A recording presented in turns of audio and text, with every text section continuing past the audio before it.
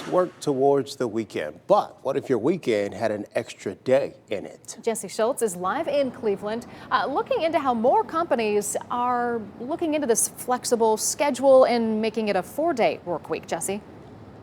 Yeah, it sounds nice, doesn't it? Instead of the normal Monday through Friday 40-hour work week, more and more companies are choosing to work 4 days for 10 hours each day. And I spoke to a company who offers that here in Cleveland to see why they're in on the trend and why it may not be as easy as you would think. Working 9 to 5 seems to be the norm for most.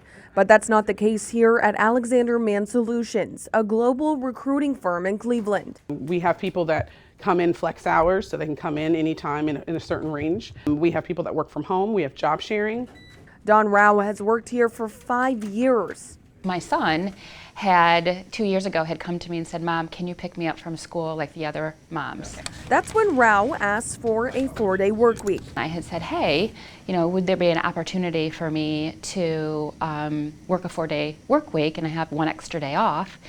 And he said, let's test it. She's not alone. More and more companies are making the switch to 4-day work weeks to increase productivity, prevent employee burnout, boost morale, and get a competitive edge in hiring. It allowed for me more time with my family on the weekend because I was picking up some of those chores during the work week. But Tanya Marie Nichols, the head of HR for the company, says the transition can be tricky. We've had some hiccups here or there. It actually caused a little bit more stress because I was trying to fit, those 40 hours in a 4-day work week. Nichols says there's also FOMO, fear of missing out. Understanding that being there 4 days a week does not mean you're less productive or that you're going to be forgotten about or people are going to perceive that you're not working as hard as they are.